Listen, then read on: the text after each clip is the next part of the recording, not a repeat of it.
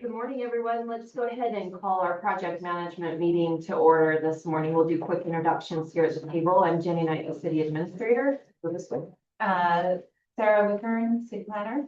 Matt Robertson, city engineer. Brad Black, public works director. Brian Barker, Northview Fire District. Tyler Seaman, building official. Andy Heffelfinger with Bonavista Vista Water. Jeff Humphrey with Pine View Water Systems. Dan Johnson with Pine View. Perfect. Thank you. And behind me, we have Michelle Tate, Mayor. Did you bring the planning commission? So welcome, everybody. Our first item is Fieldstone. Randy, Jason, you want to join us up here at the table?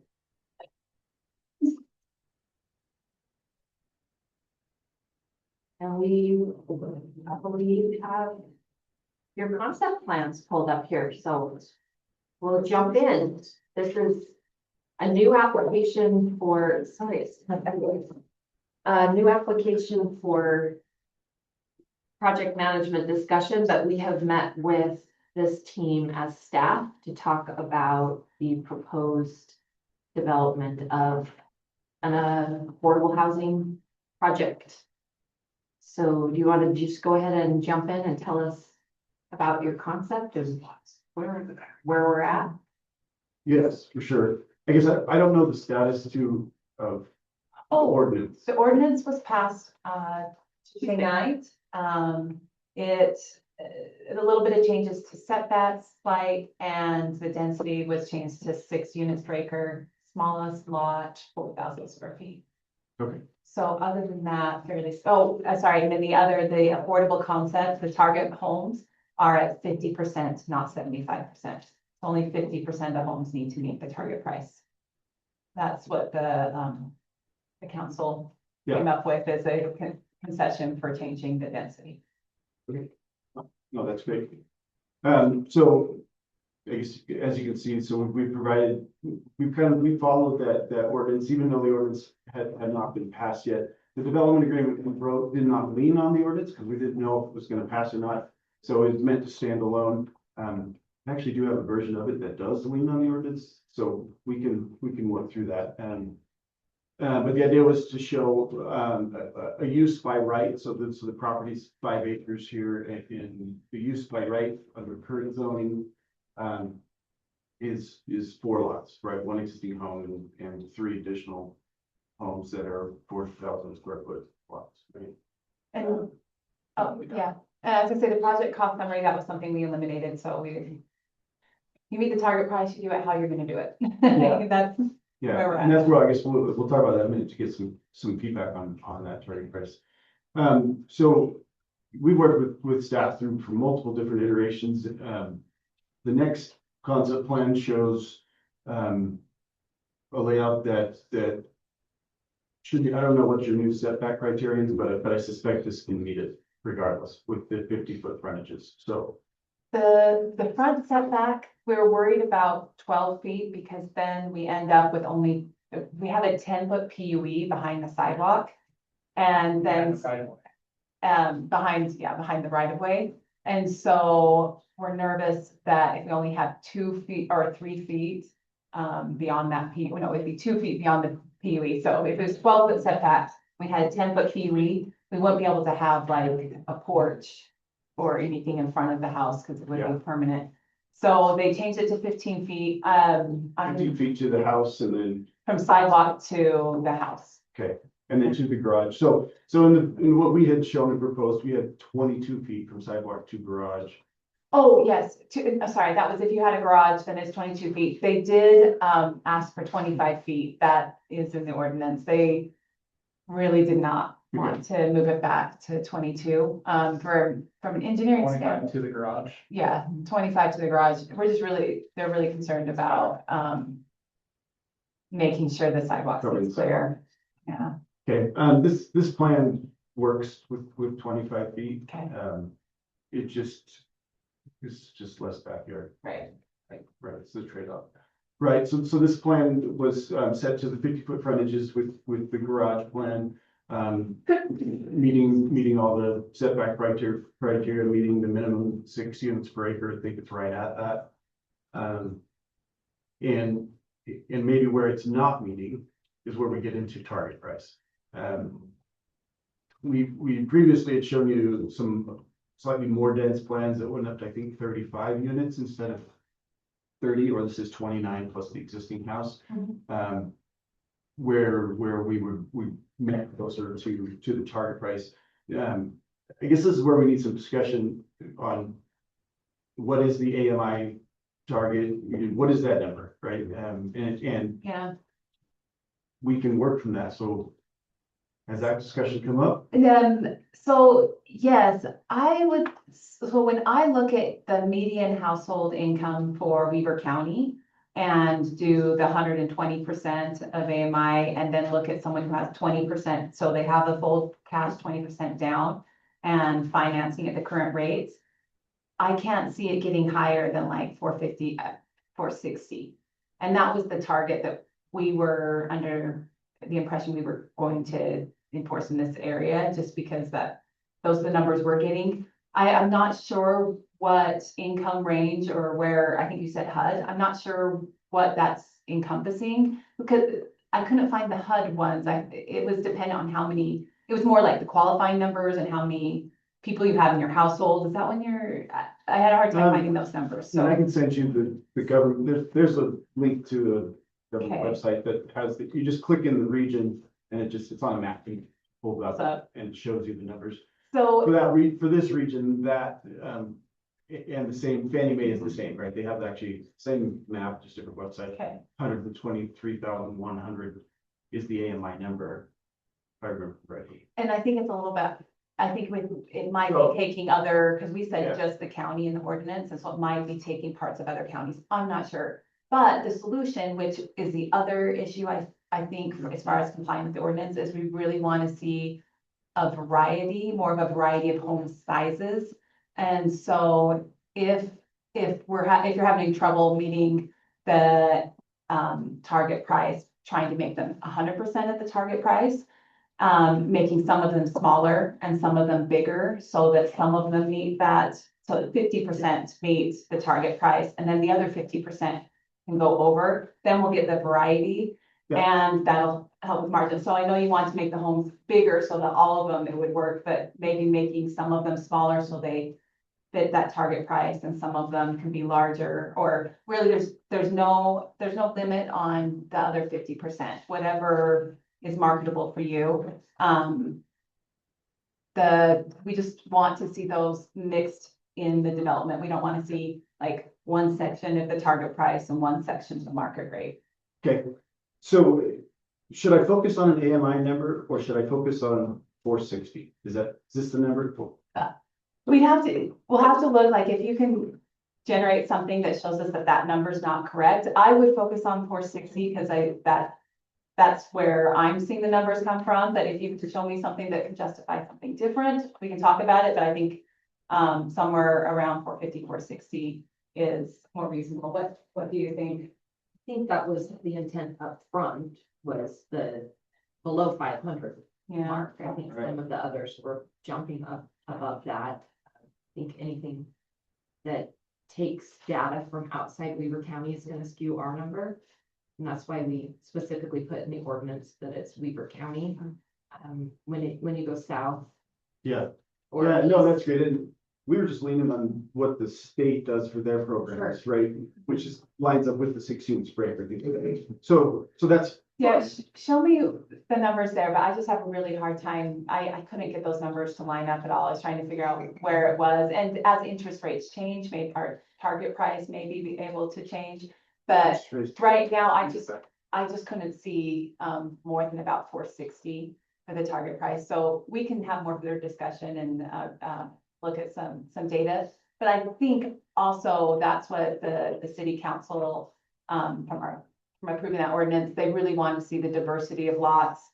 And so I think if you focus only 50% target and 50% market, that'll naturally create that diversity that they're looking for. The lot sizes can stay the same, the cost will go into more square footage or however. Yeah, I mean, I will say, if we can move back towards a slightly higher dense plan with just a few more units, Mhm. we can get much closer to 100%. of meeting your goal. And So, the right, city this- council doesn't want that. It's like, they would rather have half the home's target price and half the home's market rate and get that mix than having 100% target price neighborhood. So This is that also isn't their at the goal. max- This is at the max of what can be allowed for fire code. You can get one more. One more. He's like the lot Right. goes on. Oh, lot one's already existing. And Yeah. it's on Harrisville Road. Yeah. Yeah, So that's where we started getting the concern of the council was when the density was Yeah. what caught their attention. It's the and trade-off. They, yeah, it's a trade-off, and they're okay with that trade-off, I guess.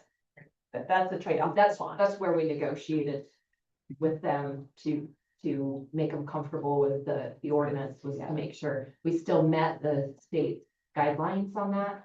But then we reduced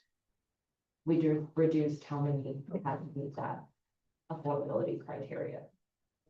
Yeah, Well, I mean, we've gotta say, like, it's pretty amazing what you guys have done to this point, right? Like, it's, yeah, from a developer standpoint, right, it's not perfect for, you know, how you get there.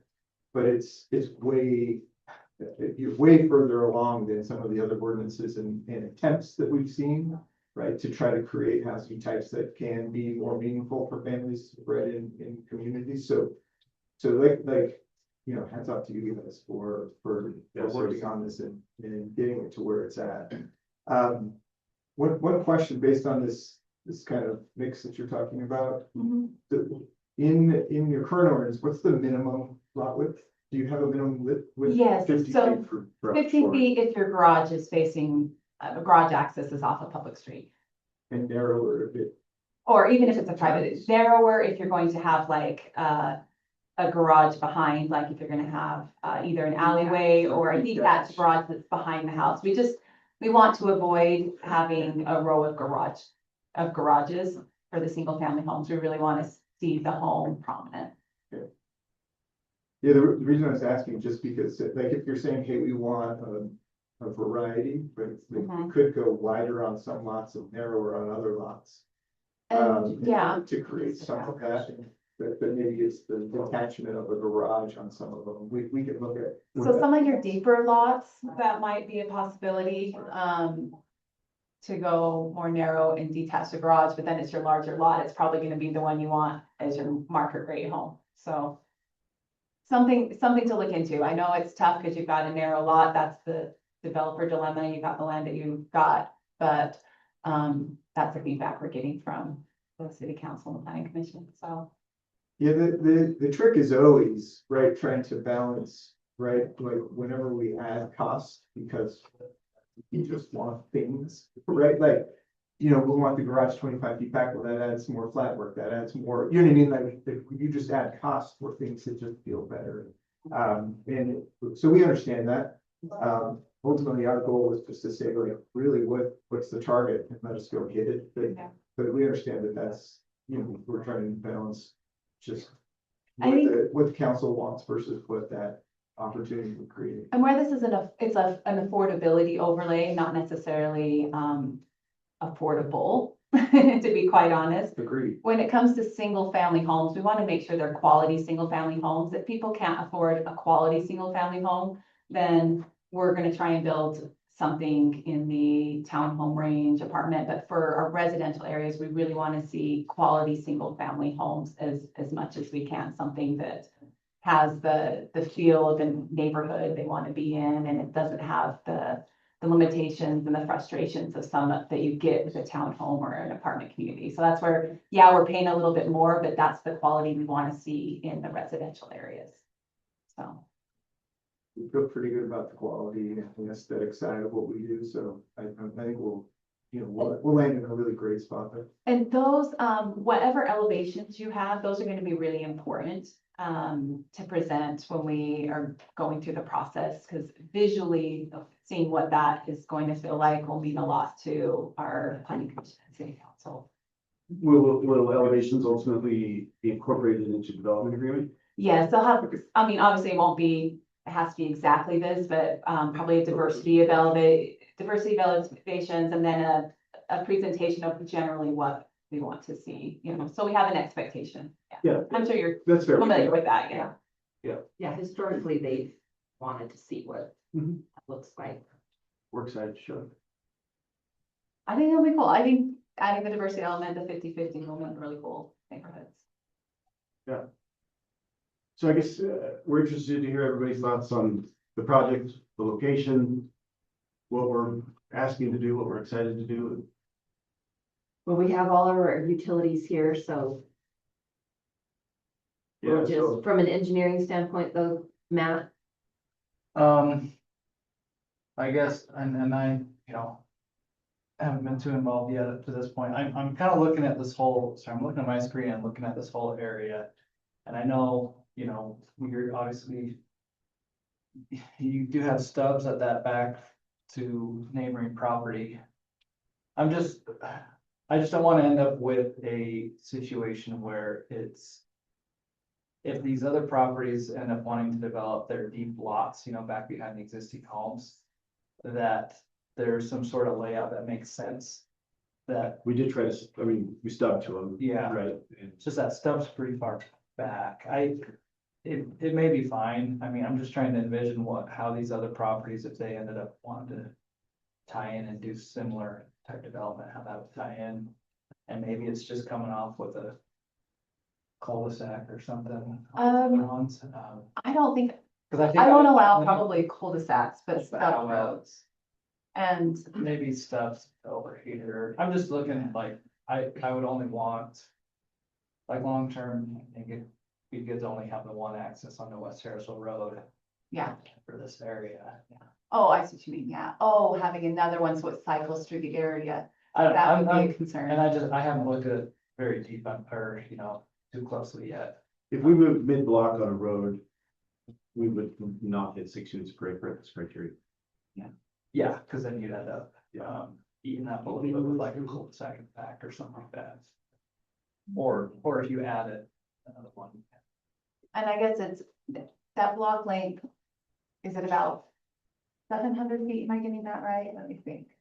What is the distance? They're 50-foot frontages. Looks like you're about 900.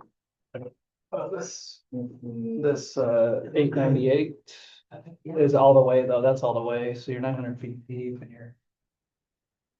Our minimum, our maximum block length is 1,000. Actually, no, It's 1,000. I think the maximum block length is 1,000. Yeah. And we could, yeah, it's creating circulation closer to Harrisville Road that we don't use Harrisville Road.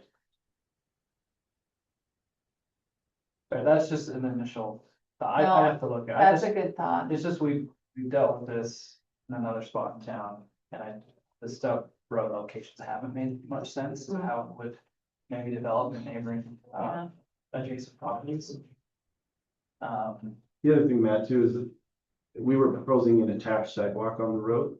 And so we'd want feedback on that. And we would, of course, have landscape typicals that, the homes are providing. We have a tree in the yard, things like that, right? Yeah, what's the, can't see, what's the right of way width? I think it's your local 56, but It's 50 right there. That's what it says. Yeah, I can. so we have the I do. Look at the wheel here. 56, yeah, that's what. Okay. So we have the right of way, beyond the sidewalk. Yeah. For the sidewalks on the street. But we still have the right of way, and then we'll have, And I've seen cities do different things. I've seen, like in Mapleton, they put the right of way at back of curb, but then do an easement behind that for what they want to do, and which feels good to a homeowner. They, if they ever on the MLS, they get to list more square footage, right? They're gonna pay more taxes. Then they get to pay more taxes, right? Both sides, right? So I've seen different things, but we just wanted to, I wanted to make sure that, yeah, you were aware that that's one thing we were proposing there, and that helps us with that front setback from back of walk, right? Right, setback though, like I mentioned before, it's typically from right of way. Unless it's written specifically in the DA that it's back to sidewalk. so we'd have to think about. Which we did, right? With the goal of not putting parked cars on the driveway on the side. Yeah, so that So solves that's- that, right. yeah. Right, is there, and how wide's the asphalt there? Do you have a road, This is your typical road section, other than the attached sidewalk. your local road section. Like right, it's the smaller option, 32 feet probably then. Yeah. Because our typical road section's 60 feet, 60-foot right of way, but we do have the, like the 30, the smaller option with the 32 feet. So I'm guessing that's what this is. Yeah. I guess I didn't realize there was two options. Yeah, local because a typical local residential road is 60 feet right of way. Yeah, I'm not sure what, I'm just double checking. See, yeah, so in some of these projects that have gone with the development agreement, they've negotiated the right of way different from what our standard is. Because our standard is, we don't have a city standard less than a 60-foot right of way. Oh, yeah, okay, I apologize, that's my mistake then. So Our engineers drew this up, I'm not sure where they got the 56. okay, have them show us what their proposed kind of cross section is here, See how much, the whole road. asphalt. It is a residential road, so. Yeah, we do have like our local residential road. It's still 60-foot right of way, but it has a larger park strip. So it's 32 feet of asphalt, but then it has like 6.5 foot park strip. So I'm guessing you're probably going, they probably drew it with 32 feet of asphalt, but then eliminated the park strip. Yeah, or flip the park strip behind the. Right, yeah. It's not really a park strip, but you know what I mean. Right, that's right. Yeah.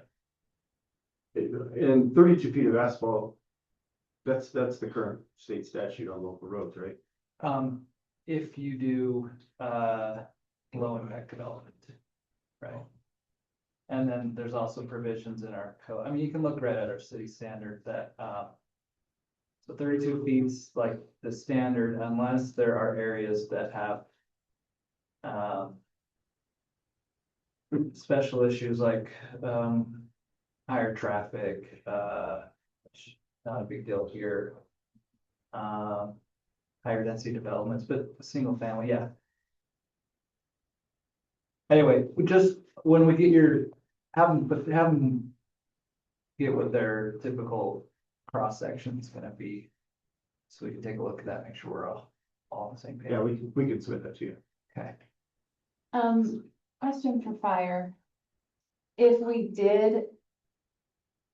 Do you have to turn around at the end of the street? You don't necessarily have to. That's And it doesn't, that's a hammerhead, but if instead they just had the road cross somewhere more towards the middle, at the end, there isn't a certain distance you can go, it's 150.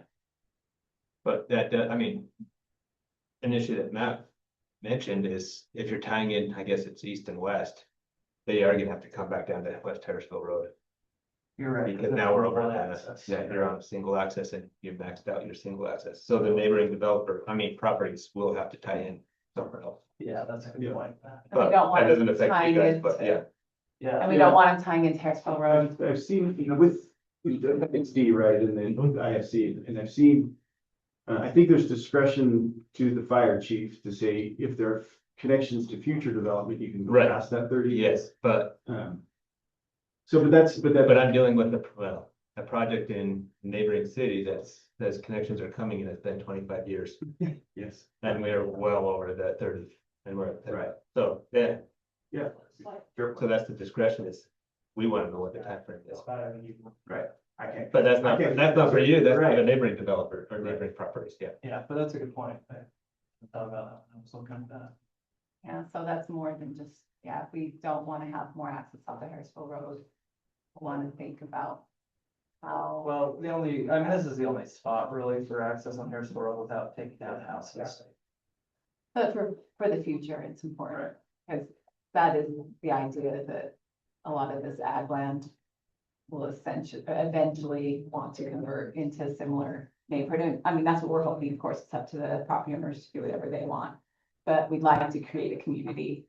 And so we don't want to eliminate that option.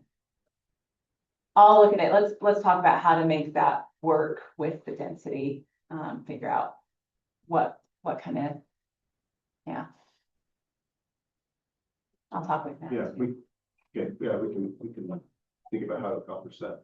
Cause that does eliminate 2 lots essentially, if we Yeah. put another road in. Well, But maybe. you'd still have the same issue. You're Yeah. still on a single access out. I know, it maybe only work if they like eventually were able to run over to the highway.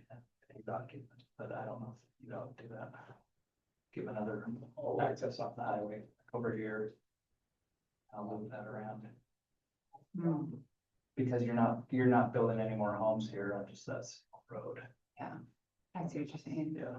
and they won't count the other road to the single. Yeah, right. Okay, well. Sorry, just. But that's We'll not do your that. issue, yeah. Mhm. But we'll think Well, about That's that, future. You gotta plan for the future, Yeah. Okay. we'll think about that. Utility wise, let's see. We have sewer right there on that side. There's there, Bonavista's building the line right now, Yeah, it's installed on the south side there. South side. and then Pine View is working on getting under the railroad. Awesome. What's the ETA on that? We're bidding it next week. Yeah, it's going out to bid next week, where it's a project we're working with Bonavista at the same time for their new culinary line. So we will be coming down Harrisville Road on the north side. And we'll be able to go right to your community there. Yes, you're running down the whole road. That's fantastic. You showed So a, we'll be done in the spring with that project, late spring, done, finished. Oh, that's faster than I thought. That's awesome. Yeah, yeah. So that's helpful because we look at it as, you know, like, we can lower the price if there's not costs that come Right. along with that. So that's good news because we have in our numbers that Bringing we have to bring it. So timing wise, that's. We might have you camera it. Cause we're taking over their old line.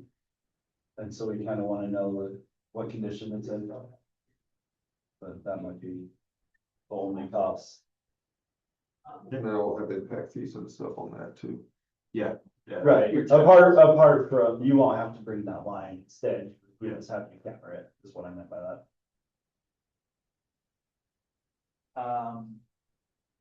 You showed a storm drain basin down at the bottom. We don't have any storm drain out the road right there. Yeah, So, there's an irrigation tailwater outfall, but we don't they want to. go into that, right? So that's independent. So it says detention. I assume it's retention. Well. Retention, I guess what I would say is I'm gonna double check. So you're probably aware that I think we mentioned probably that we're widening Harrisville Road, this next construction season on the south side of the road. I'm not sure if that's been brought up yet. On the south side, yeah, I've heard the just widening, yeah. Yeah, so this road will get widened out. There's some storm drain. I don't think it was coming up this far. But what I would assume we may need to do is try to coordinate. Having you guys get a line run up to our closest storm drain. Because retention doesn't work right in Harrisville. Soils just don't percolate. Shallow groundwater. Yeah, shallow groundwater, clay soils. And so you need somewhere for that runoff to go. So that, Do you want me to pull it from out? yeah, well, They get an idea how far it is. yeah, I just, That's a good question. Is there regional detention that we can put water right into the storm and but there's no, pay a regional fee? but there's no storm drain Well, I lines mean- running. Oh, if you. If we if you install got a the storm to line connect to your all- system, Yeah. does it push water to the Uh, regional detention system or? Yeah, we don't have anything around, we don't have a regional pond that would go to, because where that water is gonna go is to 4 Mile Creek, which is down, closer to the church process up there.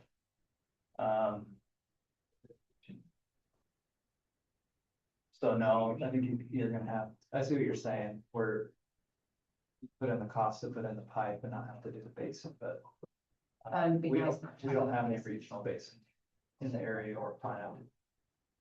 right here. But let me let me real quick, pull up our latest drawings of that street. Because we may be, they may have some storm drain run. I think they do have some storm drain, but I can't remember how far up the road it's running. That's part of the project. So maybe we can work with you there. Swap one expense for another. Yeah, well, there's two parts to that though too, right, which could also help, not knowing how much that cost is, but if there is the ability to add one more, you shrink that. If you're detaining instead of You add retaining. one you're more lot, shrinking. that actually takes all of your costs and spreads it out more. One, because it could possibly pay for that extension of the storm drain, but if there's additional savings, that goes into the community of owner's costs. So it's just be interesting to know if that's a possibility. Well, and I'd be interested to know if they size, I mean, it shows detention, did they do a quick, I'm guessing they did a quick calc of how big your detention's going to be? Yeah, I worked with Enzyme. I don't have the calculation. But were they planning on detention or retention when they did it? Well, they wrote detention on there. Yeah, that's concerning. So, I mean, we'll have to, we'll just have to engineer that and see Yeah. how it falls out. Okay. Does the city allow, like, we've done in expansion work with things like our tanks or other underground solutions along the Well- edge of the right of way, things like that? And you'd have to. Well, again, we're groundwater. Yeah, where you're gonna have to get your geotype report done and then, see where that groundwater's at, see if it's feasible. Cause any LID, things like that need to be 2 feet above groundwater, highest groundwater level.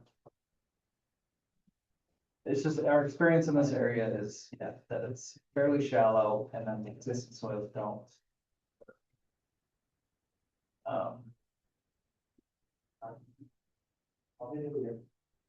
Okay. So I'll get with you, man. Yeah, we'll need to coordinate that. We do have, it may not be too bad because we do have some, as part of our road project, there's some storm drain running up that road. So, Yes. Well, it looks like there's storm in both directions. Is that, up there is not a great option. okay, No, there's a little line up there, but then it just opens back up to kind of run along those tracks. I wouldn't want to send anything that way. I want to bring it down to 4 mile. What is a great option is we happen to be doing that widening project, so. We're So they can line up. already doing work in that. Yeah. When do you expect that project to start? Matt? Yeah, hopefully in May or June. We're still in design, Yeah. project, but That's something we could look at, is we add that to the design. I mean, that would be the city's preference so that the road's not torn up right after we do the road. Well, that's the other thing, right? We want to coordinate with you too. Right, but you have a patch it. Yeah, like we want to get Bonta Vista run across the road, Yes. before we go and redo the whole thing, or during construction or whatever. So, capital improvement plan, impact these study quick. Go. Right. Those things are happening quick.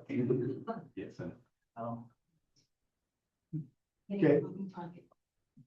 So as far as the development agreement, just to touch base on that, is it your preference to go with the independent one, or do you want to try and modify it being under this new ordinance that's adopted that's? we'll just take the city's direction on that, and I mean, I know you guys talked about doing a template, and I mean, you're welcome to steal for what we've done. I can show you the other version that I have.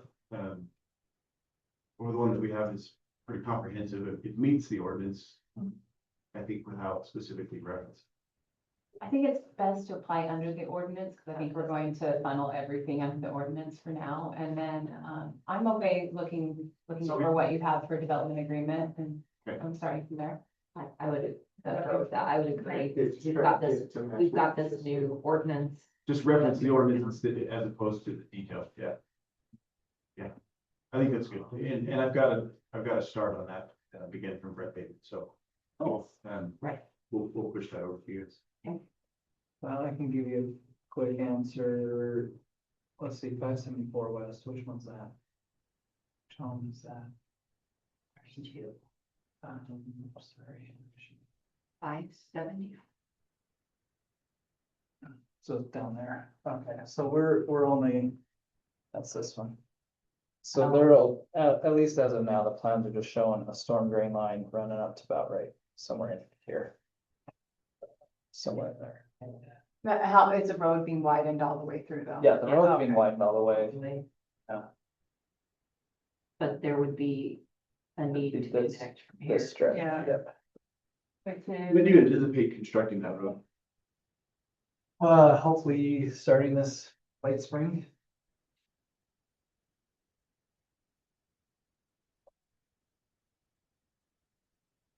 Okay, any other thoughts, questions? Yeah, anything from. I guess Kenny mentioned anything from else from Bonus remind me. We'll just need proof of secondary water. And then connection or plan review fees, connection impact fees. And then. Proof of secondary water will be vital. And the irrigation water that shares that we currently have with the property are transferable to you guys for water. Which Are is they, are they western shares in this area? Western irrigation, That sounds right. It should be. that would be the only shares we could. Yeah. Is it Western, is that?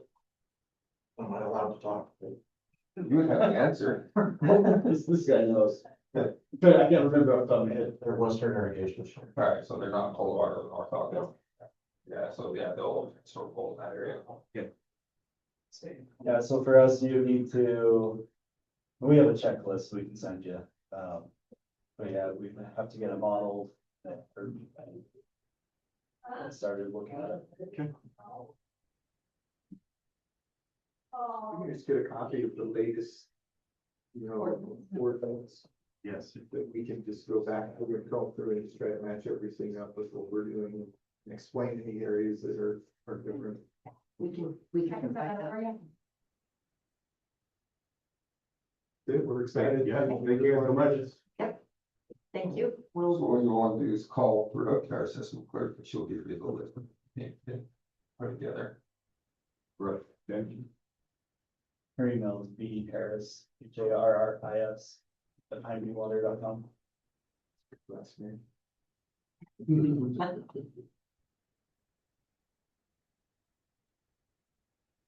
It's Christmas time. Can you spare 30 seconds for kind of a cool story? sure, please.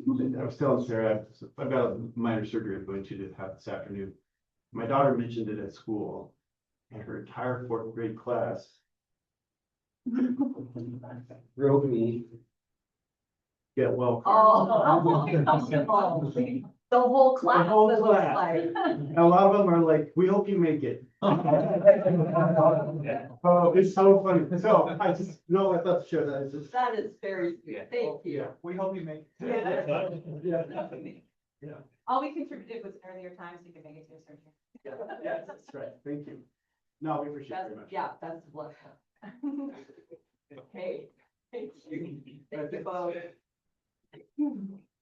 All right, so our second item is being pushed. We've got Glade McCombs team. Is Glade here for the butters? Summit views? Anyone want to jump on that one? Okay, we will bump that one too.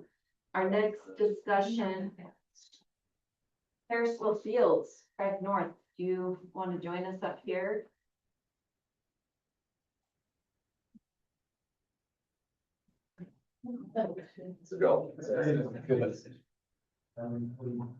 Welcome. Do you have an update for us? Not really. Okay. That's fair. We're here to talk about mostly secondary water. Is that right? Yes. So this is the second phase of Bonavista's water line that is nearing completion. That's correct. They're starting services today. Oh, wow. Excellent. And with that, Pineview's intention is to take over the abandoned line in North Harrisville Road, which would then provide service to Harrisville Fields. So remind me of some of the questions that we were supposed to discuss. I think the main question was how the timing would work with that in relation to building permits or Right. Thank you. occupancy. I think it's kind of the biggest question. If they make it down that road and I forget when we were talking for the spring of 2027. We could potentially have it this year, Oh, okay. Meaning 26. 26, yes. I mean, it's all dependent on the railroad crossing in that project. Did you guys get your permit? Yes, we did. Okay, that's. Yep, got it last week. We were both happy. Good news. So when the road is torn up, that's when we'll make the connection from the West Harrisville to the North Harrisville.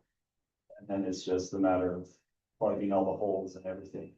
Okay. Get the Cause we've camera. you're gonna have to run, you just have to run a line from the north side of West Harrisville into North Harrisville Road and just connect that, or do you already have that, or?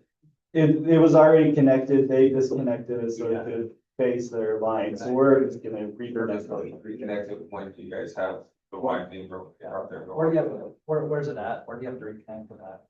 At that intersection of the two Harrisville roads, Yeah. What side of it? I want to say on the east side. the northeast, Is it up from like here? there, right? Yes, Okay, where the existing line is. Yeah. okay. But as soon as that gets connected, you could potentially have that service all the way down. We've got some old services to plug off during this, and cap off. And we've been trying to locate and GPS them as they go. But yeah, other than that, we'd be ready to serve water. So. Because everything goes according to plan. Always. Right, Yeah, your it's been smooth so concern. far. Your concern is the building, the timing of the building Yeah, own, so and then we wouldn't issue occupancy until the water utility is in And we place. can't give any will serves till we get across the railroad unless we do a conditional will serve. Yeah, Because that's where all this water is coming from. Cause if we didn't, if we just proceeded with the plan as it is. We get rolling on this, or this spring, like right away, potentially we could have homes ready, holiday season next year. So then it's occupancy, maybe that's a Yeah, this issue it's an also, issue, we wouldn't, without the secondary. yeah, we would, you could build, we wouldn't. Yeah, it would be a contingent, connection agreement until secondary is available.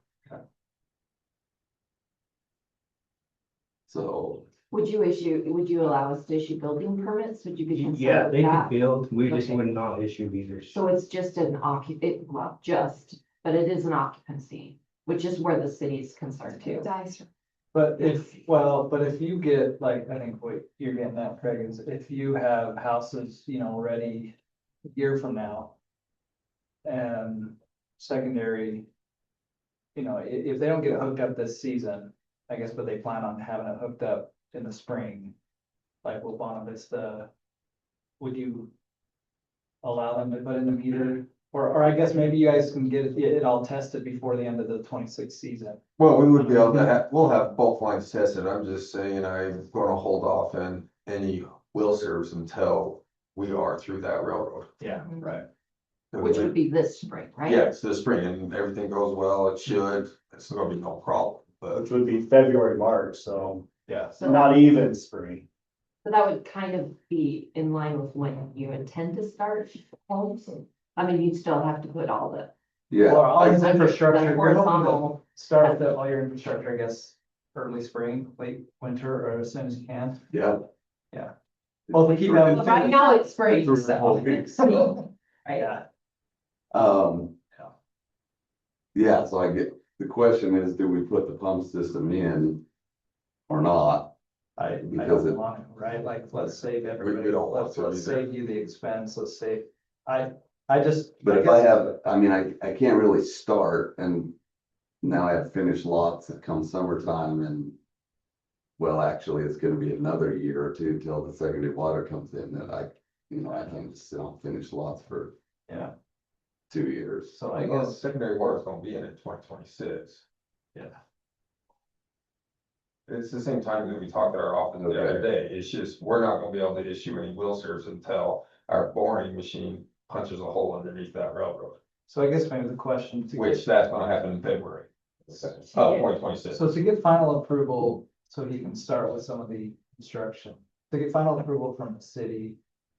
I guess, are we comfortable with like a conditional will serve from these two? Yeah, from both, both well, water technically, providers? we would have to be, because he's already done the entire inclusion process for our 4 mile. Yeah, that's true. So, you know, you already You kind of met all the. annexed requirements. into, we don't have any reason to hold it up. Yeah. Because at worst case scenario, you'd have to put the pump in and we'd have to provide secondary water through 4 mile. If something haywire happened with Pineview not being able to service that, because that was the original intent, so I don't see that we would hold up final. Our issue with final is more the land, which I'm assuming didn't, the pathway or whatever Yeah. land. I'm assuming 4 mile probably threw that conversation to a loop, or for a loop, that they had concern of being included in No. 4 mile. No, Oh. they wanted it surveyed and staked, so that bothers me for a second. Okay, well, I think that's they're actually a staking hurdle we today. can get over, right? Yeah, well, then we'll see if the 4 mile thing. Oh, we haven't had that No. conversation yet. Okay, so, yeah, I don't see that we can't, because you've met our requirements. You've got the number of water shares necessary to provide that if we did have to do a pump, and I mean, it was designed around 4 mile special service district. Also, do we, I guess if he meets all the other requirements and we give him approval, can we start, and then I guess just, and then, Then we'd make then a we could swap. make a change Yeah. to the plans, right? Yeah. During So do we construction. leave I mean, if we pull the pump out, are we gonna try to resize the pond, a dual pond like we talked? Right. Talk a little bit about what you guys would need down the road possibly, or want, I mean, Yeah, What- because at that point, right, like if they're available, we pull off the pump station. We could potentially resize the pond. I mean, it's all open space over there anyway, but we could resize it for just what's needed for stormwater. And in the future, if they ever come in and want a pond, they can just build their own, I guess. I think in that. That's That's what what we we would talked like about. to do. Because it's not fair for them to come and build a pond knowing 5 years, 10 years from now, we need it somewhere else in a larger one anyway, so. Yeah. And you probably wouldn't, like, we were okay with dual purpose where, you know, we were gonna be maintaining both systems. You guys probably wouldn't want dual purpose to have any of our stormwater to your pond anyway.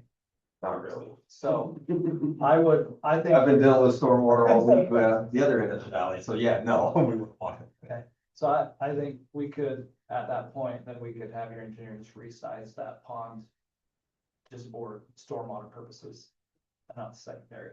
There's no issue on the plat, that change. I don't think so. It's all dedicated spaces. It's just- It's all things that are Right, dedicated. that's what I remember. To the city anyway. Because we just wouldn't want to get into a position where you're ready to record the plat, can't make. When Craig came to us and when I was looking at it, if we would have gone with the concept of the pond and pump house, we would have needed to change that plot for a bigger pond anyways, and that's why I like the idea of using the Harrisville Road pipe instead of going in and making a larger pond that's not needed right there. Not a larger pump house, so. Yeah. Okay. Yeah, you're looking at all area, not just his development. so then I guess the next biggest question is the water shares. Yeah, well, Western Irrigation shares And it's 275. 2 acre-feet per acre of your lots, and that 200 number I gave you, whatever that number, that was just going off your overall average of the full acreage, minus the 20% for roads, so you need to talk with our assessment work, if you want an actual real, per guy can give you an actual real number, okay? 2 acre feet per Per acre acre of developed lots. of developed lots. So it's not just irrigable acres, No. it's developed lots. That's total lot. That's just commercial we do here, Oh, okay. And then What about the? what about the open space? full, but. Yeah, Like, it would have to be fully watered. Even though it's a stormwater base. Yeah. So an open space, Is Okay, let's that back being up, turned over let's to back the up, city? Dan. Yeah. Back up. If the city's allowed to not be a green space, then we're not gonna require any water on it. If we don't have a Pine View connection, I guess. Correct, that's where I was going with that. Then you back out that total area, cause I bet the number of shares probably got that big because there is very large Yeah. wetland. I think it's overall acreage, you just gave them a number. Okay. And is that gonna be a city-owned pond, detention pond? And will it be grass or rock or? Well. Well, it's gonna be an Well, irrigation pond. Irrigation. Yeah, it was originally, Yeah. you know, it was designed to be the irrigation pond, so we haven't. And if it's reduced, and then we would have to figure out what we're gonna do with the remaining open space in that project. Yeah. But if it's not connected to Pine View, and it's just a stormwater basin for calculation purposes for the shares, you wouldn't have Where- to include If that. you guys don't require him to irrigate it, we won't require a connection on it. That would be a city's decision on that. Right. Some cities do require detention ponds to have a connection and others don't, Um, depending on where they're at in the city. Right, what the use is. Mhm. We irrigate a large stormwater basin that we often can't play ball in because it's too wet, Yeah. so, you know, there's that trade-off. Just because my pipeline put a little water in it this year. Right. Well, it wasn't as bad as a couple years ago when we held water till August. Wasn't it August? Yeah. Yeah, I still don't know, I mean, Vince found me 10 shares. So I don't know. Realistically, if it's, I can even get close. Yeah, we just can't, I know yes, land irrigation, we cannot accept land irrigation through this system, it's not tied together, so. How many Western shares do you have? 117. Maybe go back and recalculate how many you would need based on your developed lots, and I guess we could have a discussion with the city of whether we. Maybe with our assessment. Yeah. our line. Might be a connection there. Yeah, we have to. Current dental work with this connection, real number, We would rock this. well, the other, else, find some other more western shares too, I don't think so, we're on it. They were actually just talking yesterday. Oh, okay. I'm just saying in the future, like if we ever. And then develop that pond, you're turning that over to. Oh, yes. Right? Yes. So now we build a pond on it in the future. Is that, Sounded like he was trying to right now, it's, as it sits now, it all goes to the city. which we can work out those details later. They probably want out of the secondary water business, so. Oh, for sure. But, Yeah, they want us to wear the straight jackets. yeah. It's not, fiscally reasonable because we have such a small system. Yeah. We're still in the study phase of knowing what to charge as assessments to our residents, and it's astronomical because our system is so small. Just to pay the power bills for the pumps, it doesn't, the assessments we're collecting from the residents don't even cover that. So it just doesn't make sense for the city to stay in it long term. Yeah, and sorry, the side conversation was, like I was just telling Jenny, if. Like that open space. Like if we don't require the shares right now from Greg. But in the future, the city, you know, we have that dedicated to the city, and in the future, if the city wanted to do some sort of park or something down there. Then maybe potentially at that time, we bring the shares, you know, if we had other shares, Western shares that the city had, we could bring them at that point. Cause that open space right now, a lot of it's in the floodplain and a delineated wetland. So we're not, Yeah, that's why I didn't want on there, I didn't want to deal with the wetlands, sorry. Yeah. right, So in the future with, to answer your question, will the city work that out if they decide they needed space for a pond there? Or people know, If Pine View decided that they wanted to pump theirs, Yeah, we're Yeah, that talking would have 10 to to be- 20 years, that's a Yeah, that conversation would we be have down yeah, I'm sure, but I think we have the space where it would be doable, I think. But.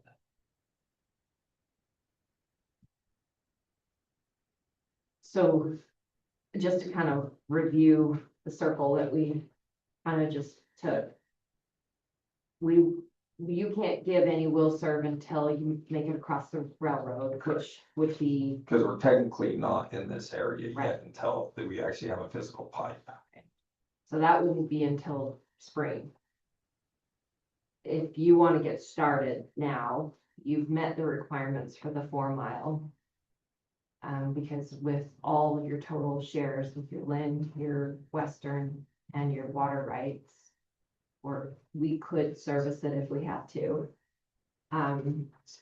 So we need to work out the property line issues up there, and then assuming you were able to meet your schedule to get construction completed, we could get you an answer on will serve from Pine View, but we'll just move forward under the 4 mile right now to get you your final approval. Okay.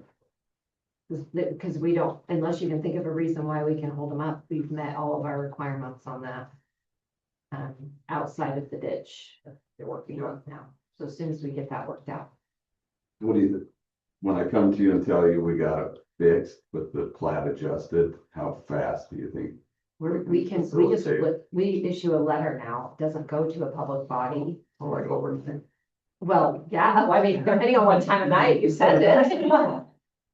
We do sleep sometimes, but And then once they're in the area, then you're. Oh, yeah, if infrastructure's installed and we know they're coming, we're not gonna try and hold you up. Okay. We're pretty, We're working together on the same Yeah. project, so. But if anything happened, it'd be under. the west. 4 mile, the 4 anyway, So mile. that's the backup. And then Should get we delayed. would just hold off occupancy until your meters are installed and serviced by Bonavista.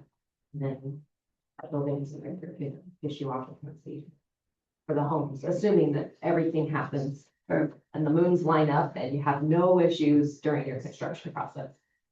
Right? That's usually how it goes. We'll put it out there. Just to give you guys, like, you guys have probably, I know you've all seen this, but this. Cause I'm sure cause your subdivision covers all this area, so this entire area was probably included in that calculation, I'm guessing. No, no, but it was just the loss. We took When that you whole. did- You did take it out, okay, that's what I was wondering, just to, okay.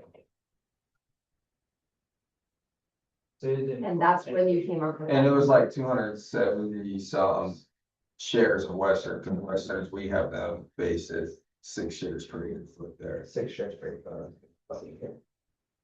Right, 6 or 7, I always forget between theirs and. 6, 7. Oh, God, there we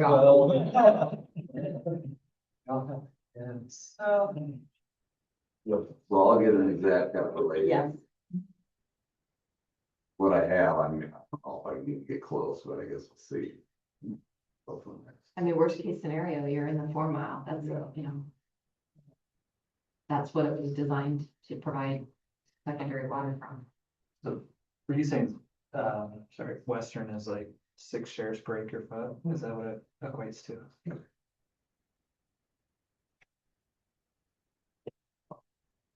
While you're riding, just make sure you mention that there's no basements. Just kidding. Hopefully you know that. Yeah, they've already got the restriction. Yeah. It's a little wet out. They've already got. Just a little. Okay, Okay, yeah. anything else? Oh, No, okay. Thank you. Yeah. Hey, let's, Oh, I know. let's roll into, VR Horton, they just have a quick issue, and then we have, help me with your project name. Wild Applied Rehabilitation Okay. Center. Thank you, I wanted to call it the bird refuge, but I wasn't sure that would be right. We'll answer to that. Okay, then. All the way down, 1100 feet there, so. See. Okay.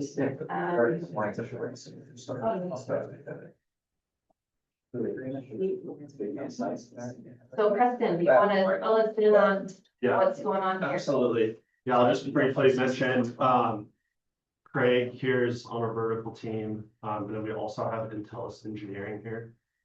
So this building 6013, got previously staked in place, 4 feet off of, essentially the original placement.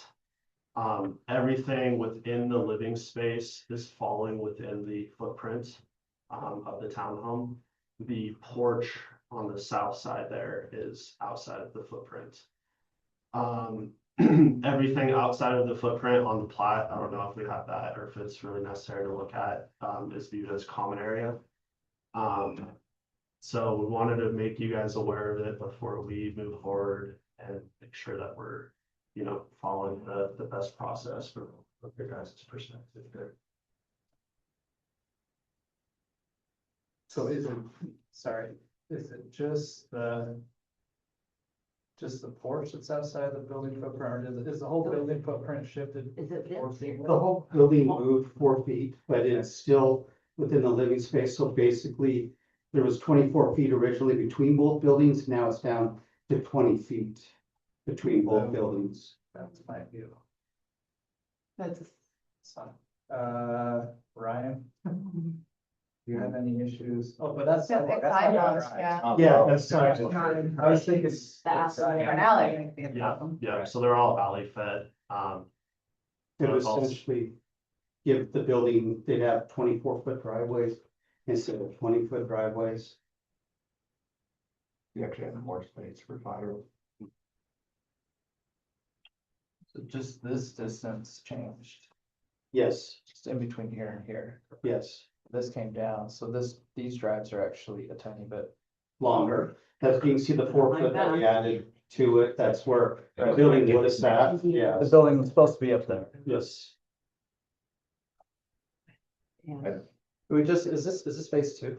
Phase one. Phase 1. Yes. Was this? I don't think we had any, I was trying to rack my brain if we had anything in the MDA that said setbacks between buildings. I don't know, I I don't thought see there it would as a be. huge issue, besides, I'm just wondering if it requires a to get those platted in the right spot. That's the only, they called me a couple days ago on this, and that was the only concern that I had with. Is it just the plat? Having it accurate. It's not, there's no fire, separation issues with the building. At 20 feet, it's not an issue at all. So really, it's just A minor plat amendment. I like 24th and driveways. Sarah's All I can say. Remind me on this plat, are these individual parcel? Correct. Okay, so. Yeah, so that would be, So a plat amendment does have to go through the planning commission. Yes, we did. So we could have it all ready to go in January for. But that, I don't know, is there a need to hold them up for that, Tyler, for a plat amendment? I mean, that's just documenting it in the right spot, but if there was an issue for planning commission, maybe you would want to move forward until we get that. can't imagine. I It's mean, preliminary approval. It's preliminary plat approval through the new ordinance. So. But we don't have another planning commission meeting until January 14th. No, yeah, January 14th. Is what that looks like for timing. And we would need to wait until moving Well, forward until then. If they, I don't feel a compelling reason Either. but I also feel like I'm speaking. Angie, do you have an issue with that? I was just kind of like, I don't, Yeah. I don't, I mean, if there's no issues with the engineering and anything else, I don't see why we would have any issues. No, it's more, right, all it really is just cleaning this up to get this accurate based on what's. And this would be a specific plat amendment for building 60. if you, maybe take this internal, but if you guys wanted to write an letter to the city. That said something to the extent of, we're aware that this was placed incorrectly. The city has a planning commission. Say what it is, formality, whatever you want to say. And just say, we assume liability if for some reason something happens. And then you're kind of like saying, you have onus if if something goes south, I'd be very surprised. I just don't see why there would be any concern there. There's no easements, there's nothing. Yeah, we're not in, all the utilities, everything still works out, there's no problem there. Essentially just the porch is outside of the footprint.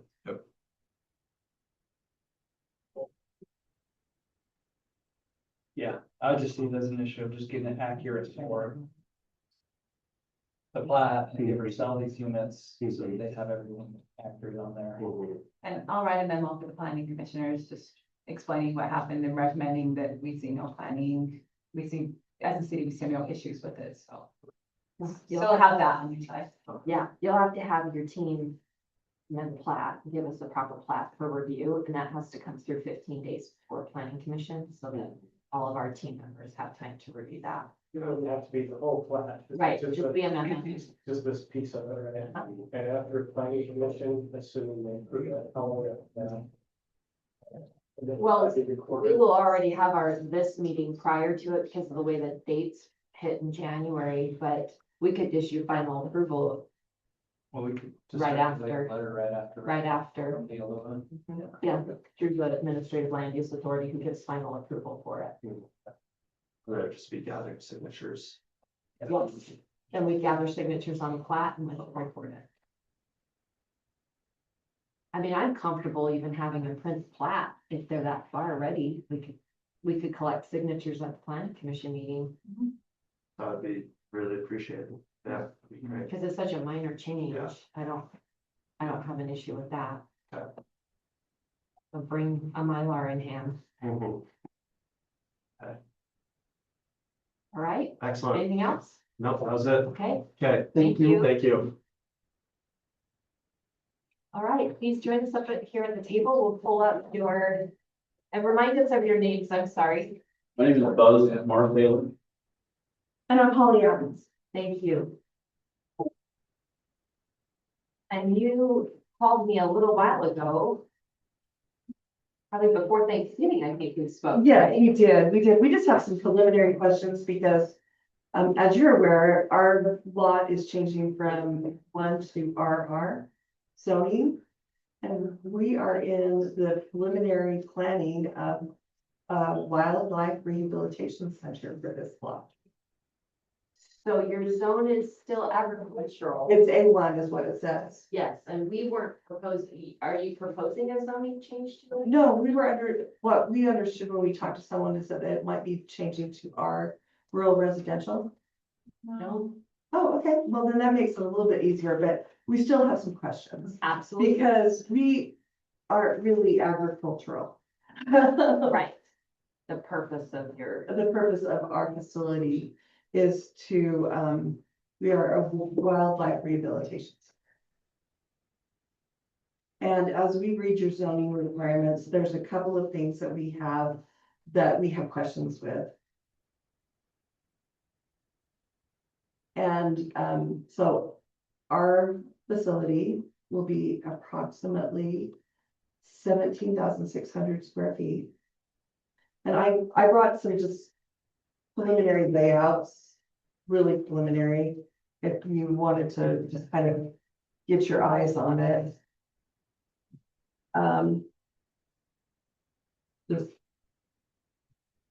This is just some programming layouts. We're right off from Highway 89. We are choosing to use the existing dot access point just to simplify things. We're trying to keep a very naturalized site plan. Our purpose is to obviously rehabilitate wildlife, but we also will be an education center. And so most of the time it will be a very low impact site, but there will be times when we will have a bus load of youth that come and listen and learn about the education of the rehabilitation of the site. I guess really, Buzz, you're the person to talk about your purpose more than I. Yeah, I mean, our main purpose is to take in human impact to wildlife and get them back out in the wild. Would not be releasing them on this site. We take them back to where they came from. so you don't have the issues with that. But for me, it's education. We'll never get rid of that human impact because we're continuing to build and things like that, and that's causing major issues. But to educate people on ways to mitigate those issues that we have is something that we do. And yes, much like the nature center, Ogden Nature Center, we want to bring in school children and teach them. The ones that seem to be really interested in that are the elementary ages. And so that's my big push is for that. We have to put it all around the hospital, and we're looking at a truly we are, just by what we take in, we can consider ourselves a large top. But this will be the first and probably only hospital, which we hope that down the road we'll be able to hire an on-staff veterinarian. Where right now we do take a lot of our animals to veterinarians. We need that kind of help, but so. Let's look at this. So I know when we talked Holly on the phone, there's a little bit of a challenge where it doesn't fall under anything in the current code, right? Exactly. And we have taken the front setback as 100 with our parking, as you look at it, in the 100-foot setback, and we want to be set back. We want this to be a nature center. We're gonna have very little real solid development as far as a parking lot. We want to minimize that requirement. We think that we'll probably have, much like the nature center, an overflow gravel parking lot. So we want to minimize the actual constructed parking to maybe like 30 parking stalls. We have our center that is planned and programmed. We're about 17,600 square feet. That would be the build out at this point, and that does not include the flight cages. And when I say flight cages, those are the big, 1,500 square foot constructed open weave cages that are on site where the birds relearn to fly. And so they're really beautiful and open spaces, and you can kind of see those located on site. The part that we also have problems with is that we've shown a couple of different ideas for how the rehabilitation areas on site would actually be constructed with the building. And some of the options, we're just in preliminary design. They're attached to the building, and some of the options, they are more clustered outside of the building. And when you look at the zoning, your zoning doesn't really talk about accessory dwellings or accessory buildings on site. So that's how do we look at that in the zoning code? It's not really a barn. It's if you were to look at what they have now, it's a small building that is housing an eagle or something like that. And we just want to make sure that you understand that we know it's a little bit different than what your code is addressing. And we want to make sure that we comply with everything you have to say about that. The other thing that's a little bit different that we're looking at is the accessory building limitations, the fence height. Your code says 3.5 feet on front and side. And we would really like to have 7 feet on the sides and most of the front. We're looking for 30 purposes. I think you're These 3.5. are all, excuse me. Sorry, 3.5 is only if you're on a corner. Okay, That's just so that if you're on you a can corner. see if you can you're turning out and Yeah, stuff. And I didn't see that, because maybe I should look further, but we'd like to have a higher fence around most of the facility if that's acceptable. I think from the building back, it can be. Yeah. That, I don't know. Not in front of the, not in front of We the wanna have- parking lot. yeah, So right. just from like the building and all the surrounding the back, yeah. You think you'd be okay with that? I thought our code said 6. But for this type of a use, I think I would be okay considering something higher, Yes. yeah. And I think what we've identified is that it's a conditional use. Okay, so we would have to go through the conditional use. Okay, It's probably the best, like a Yeah. veterinarian clinic is. we looked at that. animal boarding is It's conditional. This is a little different. yeah. I think your best route's conditional, but I don't see. Yeah, no, I think Anything else? I'm just worried or concerned, how many animals are you looking to have? We have It's 15. okay, so it's seasonal. Yeah, We do have, education ambassadors that are non-releasable that we use, we take out to schools and things like that, and we would be presenting on site. And we will also want to display for public viewing, as part of, either yeah. we tour them through or they do self-guided. But then we have, our And there are about 15 of those animals, right? max. Yeah, max. And what type of animals are we talking? So we have an eagle, and then we have several hawks and owls, American kestrels, which are very small. So mostly birds, is this entire? Yeah, in this case, yeah, I don't have much interest in doing the mammal side. We have to go through USDA and then they're paying, so we probably won't do that. We do, we'll rehab certain mammals.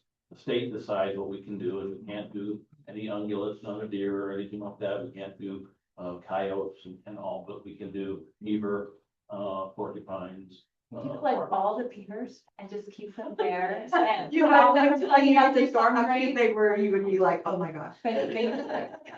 We've got a stretch where if you want several beaver, we can. Just keep them all. DWR will decide that. And we are looking at partnering with them. They are looking for facilities like ours to be able to temporarily locate them and then disperse them outward. So that might be part of it. Primary. Yeah, I heard them far away from. Yeah. We do have a fur bird permit, so they may come to you. They have in the past. I'm just thinking about, we don't have anything specifically about aviary in our code. And just for conditional use, because it's ag, and it is kind of. Well, they don't make noises like dogs barking. No. I mean, you hear geese fly overhead, you might hear some geese, you might hear a raven fly overhead. Well, it'll be the same thing, something like that. So they aren't boisterous, annoying type sounds. I'm just wondering if we put some sort of, if we need to have some sort of, I'm not personally worried, but just like for the future, like, do we have a limit on how many? So obviously 15, I'm not worried about. So the challenge is in the spring, many people will bring foundlings of like baby birds and stuff like that. So they do have seasonal numbers that surge. Yeah. And then. And I think that should be addressed in the condition. Oh, yeah. But then they're rehabilitated, right? And they're inside, not outside. So they'll start inside and then, yeah, depending on how our facility works, the small songbirds could be flighted inside, but we do like to give them outside conditioning. But those are still very small cages, and we put multiples in one cage, and then we take them. And how many birds you've taken in the spring? So right now, we're very limited because of the location we're at. Yeah. But back when we were at the Ogden Animal Shelter, we were almost at 4,000 animals a year. Oh, they're cycled through the year. Yeah, and then they come in, they're released, they come in, they're released. It was total throughout the year, and most of ours come in between May and August, during the breeding season, obviously. So a couple thousand at a time in the, Not at a time, no. That's. during that time. I would say the most we've ever had at one time, there'd be 800, but most of those are indoors, like will be in facility itself. Okay. With just support, yeah. Okay. They're little tiny birds. The outdoor enclosures are, that happens to be our bottleneck. So the more we have, the better get them out. Okay. Yeah. Got something at my house. I know. You got birds getting in your house? Well, just something that eats. We do educate on taking care of your soffits and covering your vents and things like that. Because we don't want those animals. They're healthy, but they found a way to build a nest inside your home. Yeah. And that's part of the education process. Come learn. And This is perfect weather right now. For that to happen. Rather than wait till spring and it's too late.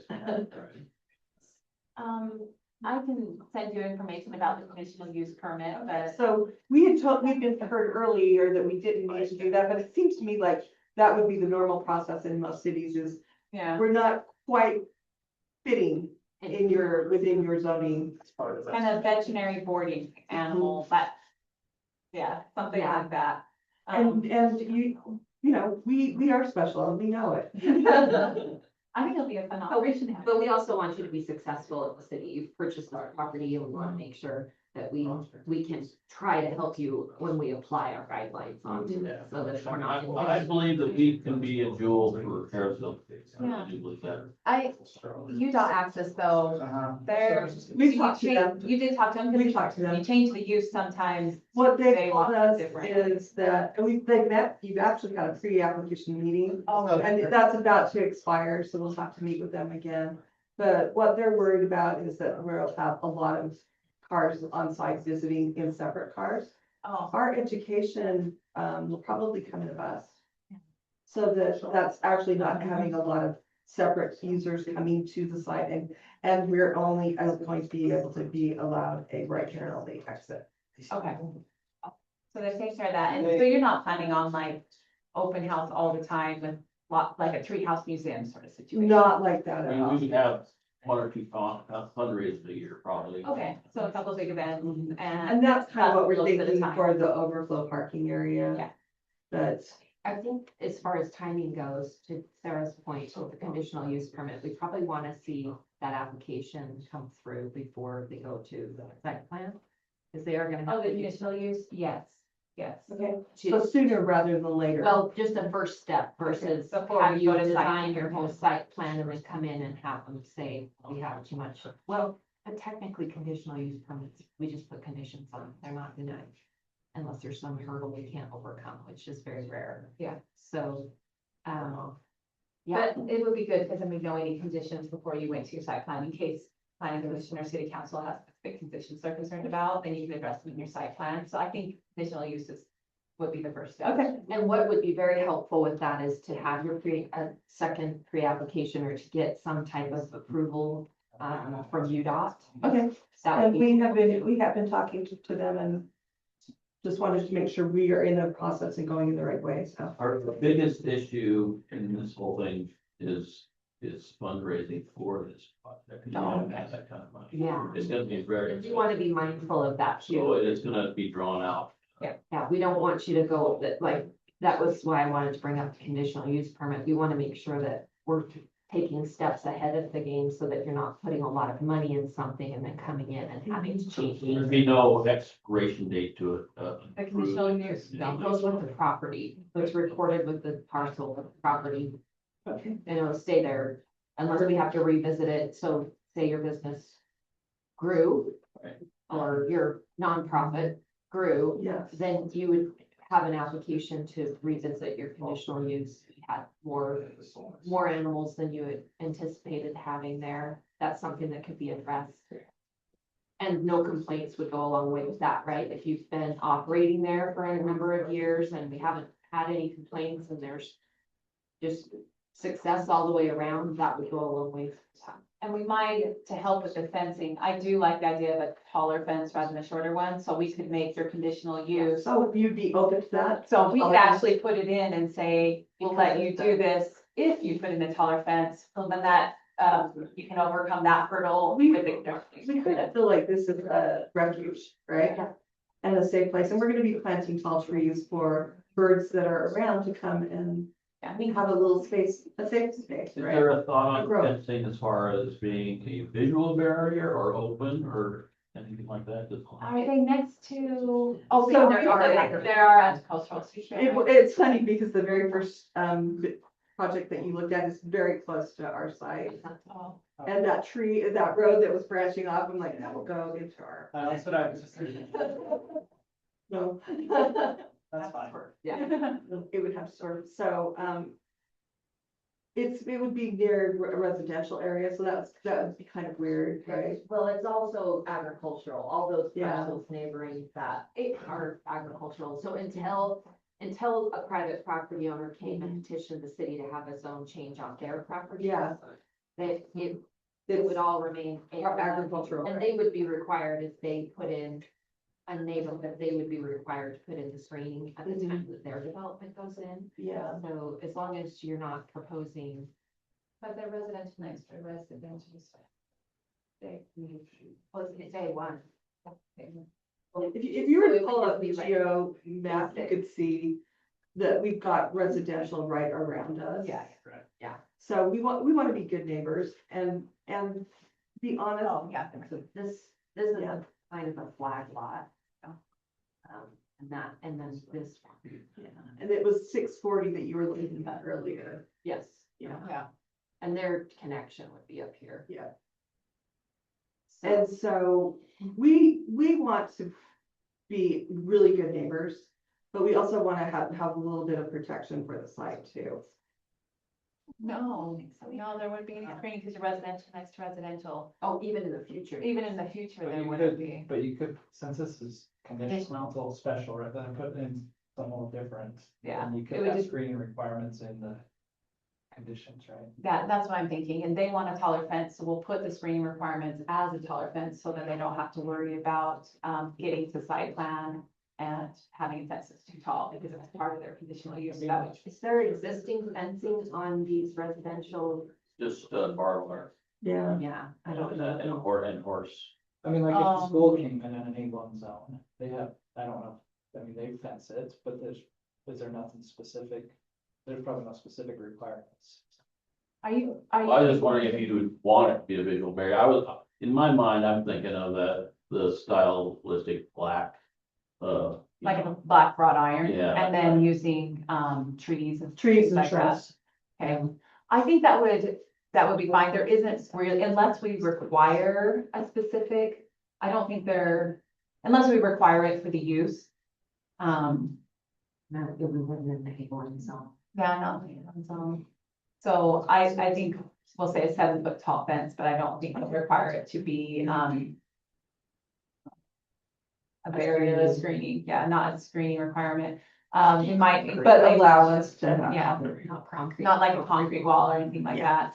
And probably, well, I know you want to plant the trees around. I don't know if I want to put in the conditional use permit, because I know you're gonna have Yeah. funding, it's gonna be tough. You won't be able to put it in until you have funding to Later, put it yeah. in.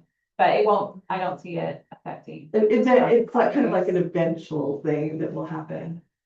And the neighbors, have you talked to the? No, but we will have outreach. Okay, We're trying to get like a yeah, plan firmed up. sure.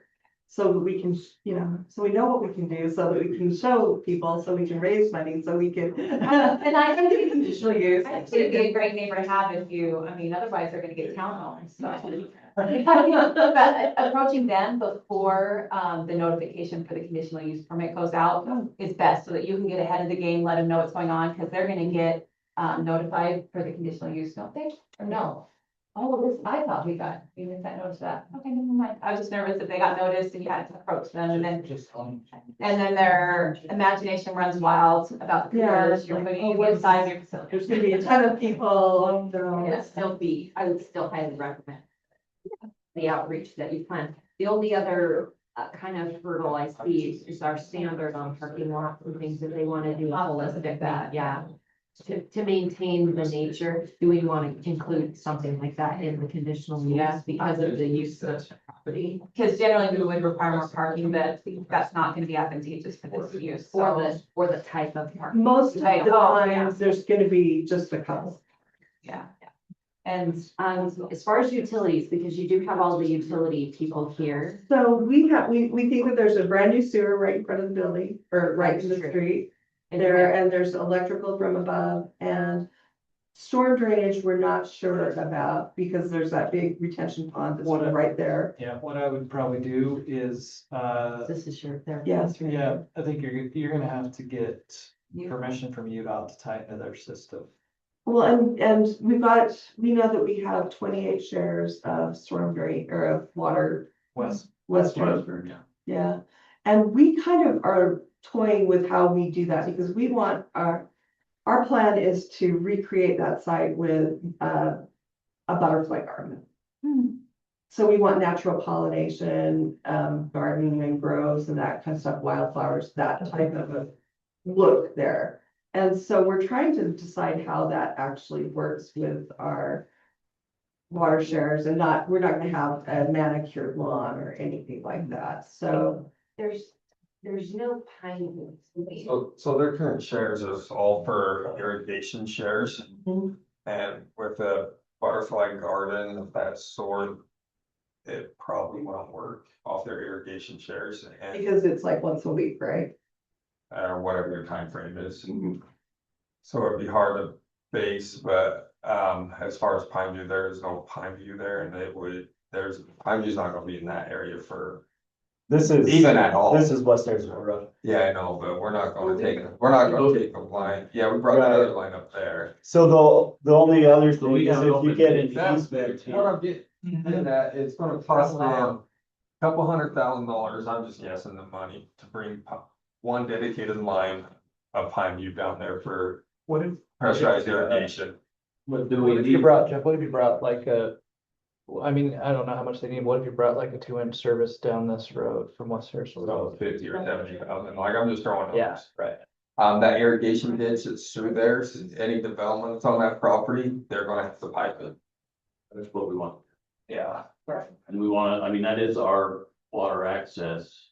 We were hoping we could be able to siphon off from that on our schedule and store it on occasion. Their own Pressurized system. I guess that's up to you guys and. We're trying to make it as sustainable and talk about nature and resiliency and all of those types of things on site. So having a pond. it That would be not a problem for us. I mean, probably part of the project. Yeah, I just don't know through the approval, if they have to annex into 4 Mile, if they're going to have a private system. If they have a private system, that's on them. Like, we're not gonna maintain it. And And Bonnet is a we would just private need- system. They're gonna have to prove to Bonavista that they have viable secondary. We would just need to see your drawing. Okay, and I'm not saying that that's what we're gonna do, we're just exploring it.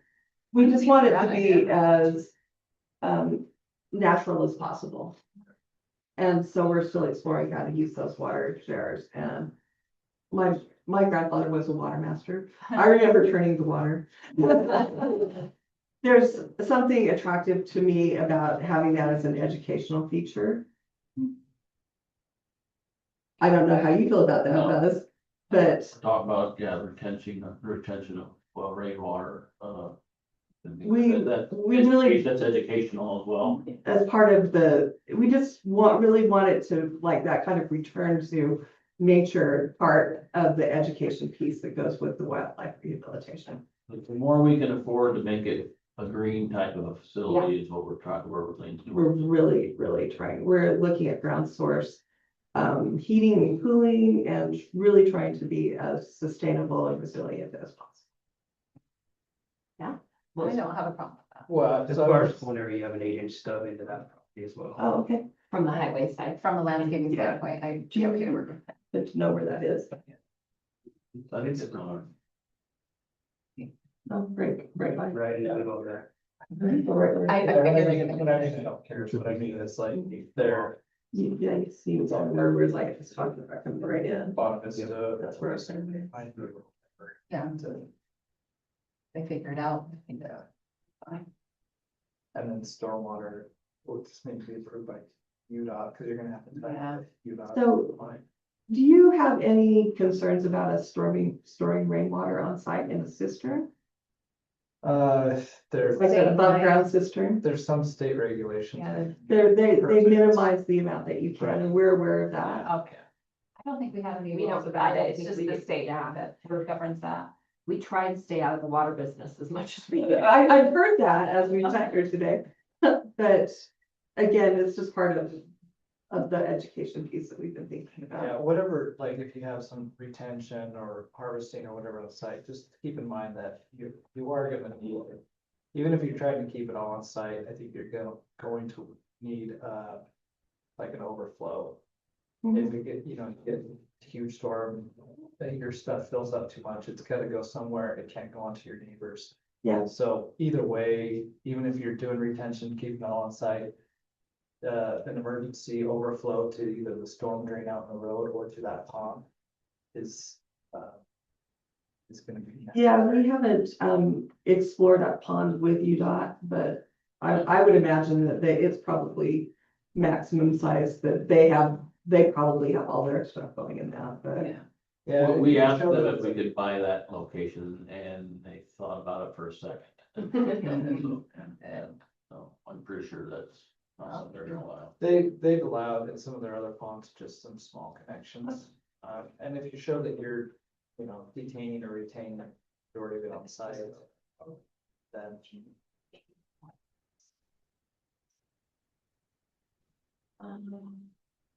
It's like we don't have any stormwater infrastructure too close. I mean, we got 4 Mile Creek right there.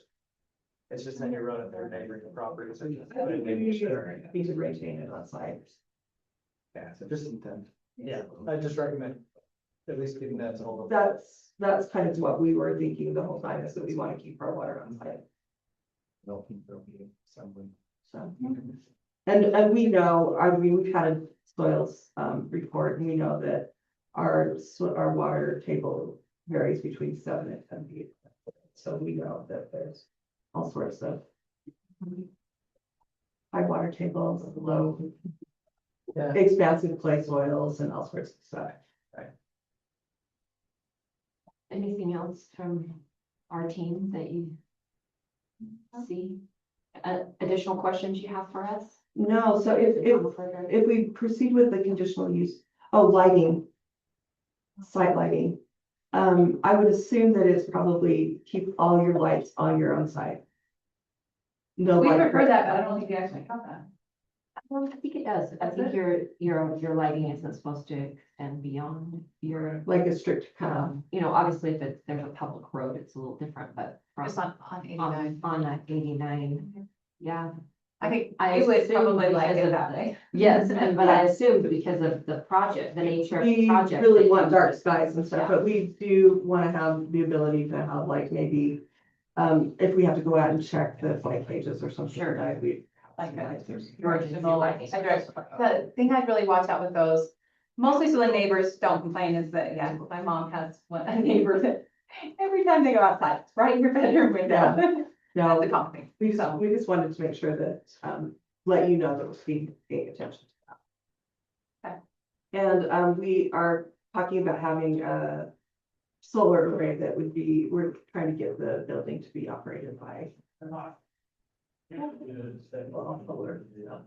So to review the next steps for your project, I think it would be very beneficial for you to continue through the conditional use application. Okay. Sarah and I were just visiting about, this is probably sufficient, Oh, really? yeah. We have some that are more developed than that. so- Okay, then that would be even better. Add whatever you Yeah. got. We just need a general idea of what, Description of the operation, and I'll send you links to, requirements and when to apply and everything. Do you need my email address? It is Holly, HOLLI, at place collab, COLLAB.com. Okay, Holly at placecollab.com. I will send you that information so you can get rolling on that. It's a pretty simple process, but comparatively. Wonderful. A couple things from building and fire. So based off of the 17,000 square foot building, and we're not positive on this. Ryan and I were just looking at it, but probably a B occupancy. It is the occupancy. Do you have? With maybe a assembly for the classroom. Okay. So you're gonna have, most likely, you'll want to consult with the architect, but I am most likely you'll most likely be fire sprinkler. Yes, It's we will be. It's pushing. Yeah. So just a heads up on that. So we're a type, we're looking at a type 5 construction. Because we can get in with that fire sprinkler under that, but I have a full code Okay, analysis that I think we can also. great. And, we wanted to be fire sprinkler because of life safety, Yeah. obviously. I mean, Think of it like, kind of like, You tell that to other people, what, I'm sorry. that you, life safety, fire sprinklers help. I know, why, right? Why do you not want to live? But, our location on lot and everything allows us to upgrade, but the question becomes with the outbuildings and the cages and stuff, and how you consider those as they're not really buildings, right? Right. They probably They'd won't be be their there. separate, separate structure. So, I mean, like the enclosure, the netting enclosure that you're talking about, that would. Yeah. No, none of the other, I don't think any of them would. I agree with you. I don't think that they do, but I've had some building officials that are not so open-minded. Are any of your outdoor enclosures larger than 12 by 12? The flight cages are. They are. Oh, they're big. They're 1,500 square feet. Oh, they're big. Okay. Yeah. That's what this is, right? The white- Yeah. So it's. I mean, that's just like a big metal structure that has, Okay. that's net so that the eagles can fall. And It needs some space. how big of a buffer? Do you have at least 20 feet from Oh, those? Yeah, I figure there's quite a. They're big airy structures. I mean, they've got to spread their feet. Yeah. And yeah, we just want to make sure that those are off the property line so that we don't have the cage right next to a property. Yeah. I'll probably the conditional use suggest a 20-foot buffer. Okay. For the property lines. Yeah. We'll probably want to have that anyway because of the trees and stuff like Yeah, I that. think you will, but that'll keep it. Or I think that the residents are happy. And just make sure if with these, if you don't want to do sprinklers, maybe we just need to make sure we're separating, Yeah. which I think would be fine based off, if this is 17,000 with the blue and everything. Mhm. Yeah. These are 1,800 maybe. Yeah. And some of them like attached because we're looking at maybe doing in-wall radiant, heating Oh, pipes. okay. So, Their own zone based off what Yeah. animal it is exactly. or what bird it is. All right. Thank you. Thank you for your patience too. It was a big meeting today, so. Exciting stuff. Would you like me to chat? Sure. You can keep one if you. If we don't have a formal application, we'd like to return them so that we don't have any question there. Oh, sorry. Oh. I was trying to steal it. Thank you so much for your help. So now you're shining for birds. Just keeping them all on feet. Seriously. Pretty amazing. Yeah, we're waking up right. Thank Thank you. Thank you. Yep, thank you. You guys have to. Kenny, do you have a second? Oh, yeah. Yes, please. Others will have. Name, but. Yeah, let's go ahead and close project management.